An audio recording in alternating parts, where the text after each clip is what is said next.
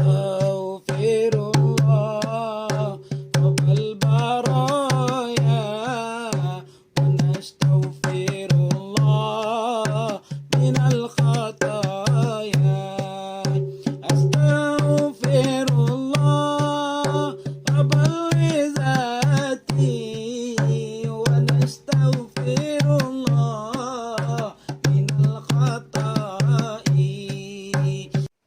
Bismillahirrahmanirrahim. Assalamualaikum warahmatullahi wabarakatuh. Rabbi syrahli sadri wa yassirli amri wahlul 'uqdatam min lisani yafqahu qawli. Kaum muslimin yang berbahagia, hadirin yang dirahmati oleh Allah Subhanahu wa taala. Pada kesempatan yang berbahagia ini kita akan membahas masalah pentingnya amalan zikir yang kita lakukan dalam kehidupan kita sehari-hari guna untuk mendekatkan diri kita kepada Allah Subhanahu wa taala. Kaum muslimin yang dirahmati oleh Allah Subhanahu wa taala. Zikir adalah satu amalan yang sangat-sangat luar biasa sekali. Karena dengan zikir, maka disitulah hati akan menjadi tenang. Ala bi zikrillahi tatma'innul qulub. Ketahuilah, dengan kita memperbanyak zikir kepada Allah Subhanahu wa taala, maka hati akan menjadi tenang. Kaum muslimin yang berbahagia, kita memiliki hati. Terkadang hati kita ini diselimuti oleh kekotoran-kekotoran, baik sifat-sifat yang berupa hasad, dengki, khusmat, loba, tamak, ria, sum'ah, panjang angan-angan, takbur, rindu harta dunia dan lain sebagainya. Ini semua adalah penyakit hati. Dan obat hati itu yang paling mujarab adalah dengan kita memperbanyak berzikir. Nah, kaum muslimin yang berbahagia,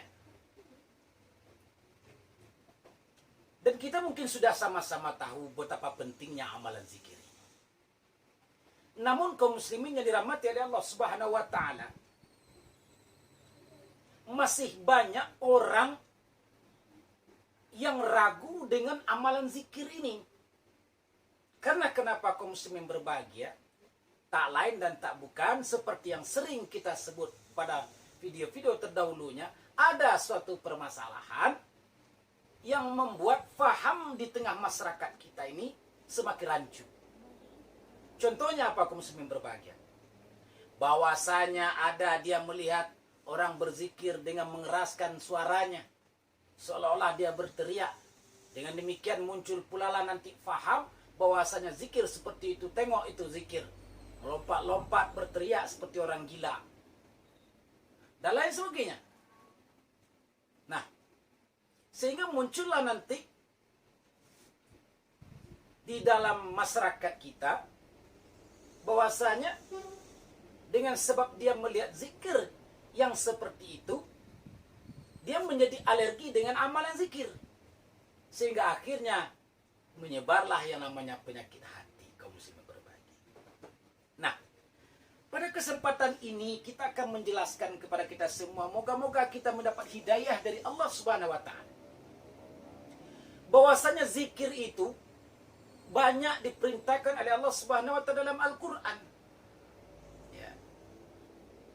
Wazkurullaha zikran katsira. Berzikirlah engkau kepada Allah dengan zikir yang banyak. Ya. Banyak ayat-ayat Tuhan yang memerintahkan zikir. Nah,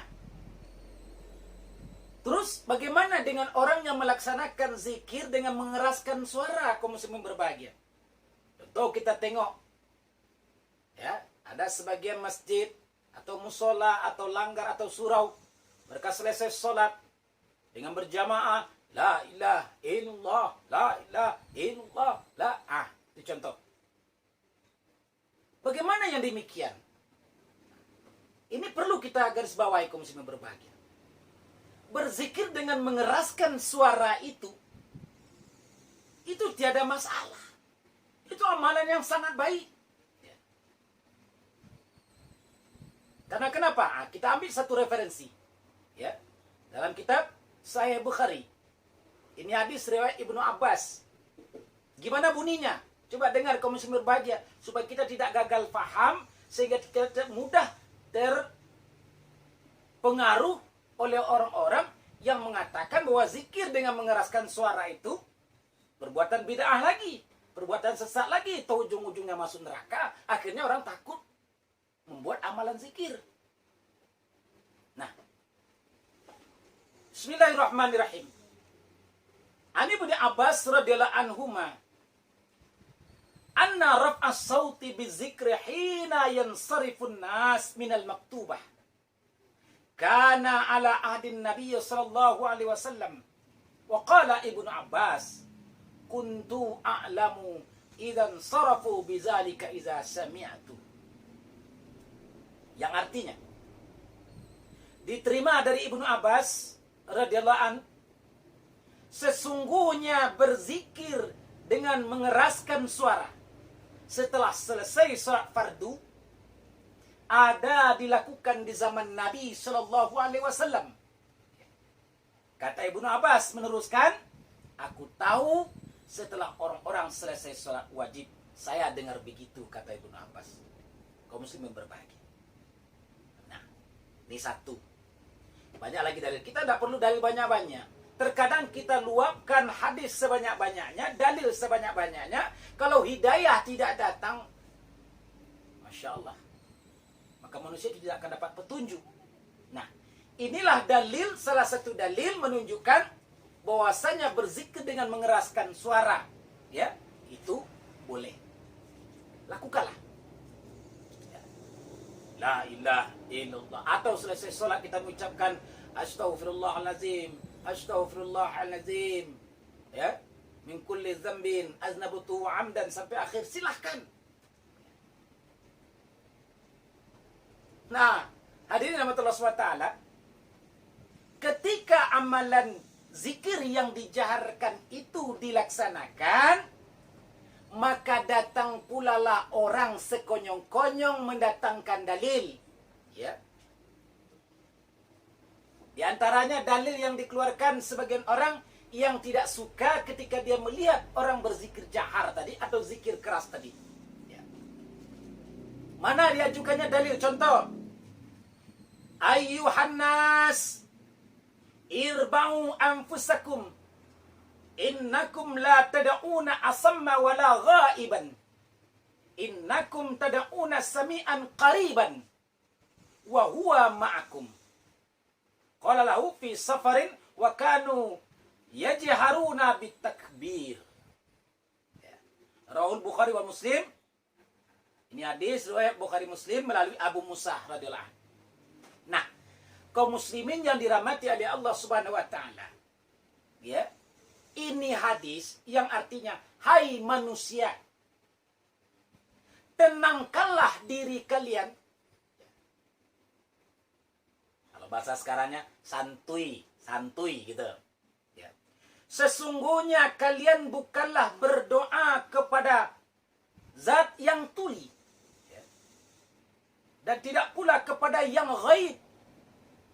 Sesungguhnya kalian sedang berdoa kepada Tuhan yang maha mendengar, lagi maha dekat. Ya. Dia selalu bersama kalian. Hadis ini dikatakan oleh Nabi Sallallahu Alaihi Wasallam dalam suatu perjalanan, sedangkan para sahabat ketika itu mengeraskan suara takbirnya. Nah, kaum muslimin berbahagia, sekali lagi saya terangkan, jika Anda mengeluarkan hadis ini, dalil ini untuk membantah golongan atau kaum yang mereka itu melaksanakan zikir jahar, Anda keliru. Jadi janganlah berpecah belah, ya. Insyaallah. Untuk apa kita berpecah belah, kaum muslimin berbahagia? Ya. Hadis ini asbabul wurudnya, ya, bahwasanya para sahabat dengan Rasulullah SAW dalam suatu perjalanan. Kadang jalan itu menanjak, kadang jalan itu menurun, kadang jalan itu mendatar. Ketika itu para sahabat berzikir dengan keras. Mungkin ketika dia menanjak Allahu Akbar, ya. Mungkin ketika dia menurun subhanallah. Mungkin ketika mendatar dia baca alhamdulillah dengan keras. Maka saat itu para sahabat ditegur oleh baginda Nabi Muhammad SAW. Hai kalian, kata Rasulullah, sesungguhnya kalian berdoa itu bukan kepada zat yang tuli atau yang gaib. Malah di ujung hadis ini Rasulullah mengatakan, wa huwa ma'akum, ianya Allah itu bersama kamu. Nah, banyak sebenarnya penjabaran di dalam hadis ini kaum muslimin berbahagia. Ya. Yang pertama dapat kita bahas bahwasanya di dalam hadis ini Rasulullah melarang untuk mengeraskan suara supaya orang tidak terganggu dalam perjalanan. Bukan berarti berzikir jahar itu dilarang. Irba'u ya ayyuhan nas, irba'u hai manusia, tenangkanlah. Tidak ada larangan berzikir jahar, tenang, karena kita dalam safar.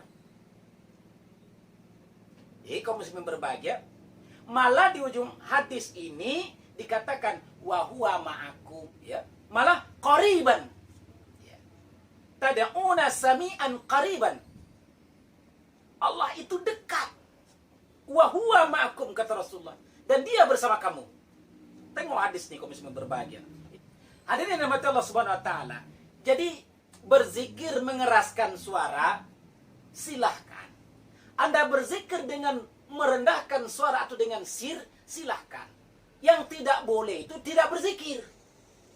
Apalagi menyalah-nyalahkan orang yang telah berzikir. Jadi ketika Anda mungkin melihat orang berzikir yang mungkin di luar ilmu kita, atau kita tidak sampai kepada pemahaman mereka, bagaimana cara kita? Cara kita adalah bertawakuflah Anda ketika itu. Mungkin ilmu kita belum sampai atau petunjuk belum datang. Bermohonlah kepada Allah Subhanahu wa taala supaya kita ditambah ilmu kita oleh Allah Subhanahu wa taala. Jadi berzikir dengan mengeraskan suara atau berzikir dengan melunakkan suara boleh-boleh saja kita lakukan. Malah itu perintah oleh Allah dan diperintah oleh Rasulullah sallallahu alaihi wasallam. Hadirin yang dirahmati oleh Allah Subhanahu wa taala. Kita tidak perlu banyak dalil pada kesempatan berbahagia. Cukup 2 pedoman ini saja. Ya. Kan sekarang kan serba dalil. Zaman dalil. Dikit-dikit mana dalil, dikit-dikit mana dalil. Ya. Kalau dalil zikir ini, boleh dikata dalam Al-Quran itu banyak perintah berzikir. Jadi kaum muslim yang berbahagia, sudahlah. Ya. Marilah kita buka dada kita. Buka pintu hati kita. Ya. Lapangkan hati kita, cerdaskan otak kita. Mari kita bersama, bersatu padu, ya. Untuk apa? Untuk belajar ilmu Allah Ta'ala ini. Karena ilmu Allah ini sekali lagi sangatlah luasnya kaum muslimin yang dirahmati oleh Allah Subhanahu wa Ta'ala. Mudah-mudahan pertemuan kita yang sangat terbatas ini bermanfaat bagi kita semua. Mudah-mudahan juga bagi yang menyampaikan, ya, ditambah oleh Allah SWT ilmu sehingga kita bisa saling berbagi, saling tunjuk menunjuki dalam kebaikan, ya. Demikianlah kami cuma berbahagia, lebih dan kurang mohon maaf. Wabillahi taufiq wal hidayah. Assalamualaikum warahmatullahi wabarakatuh.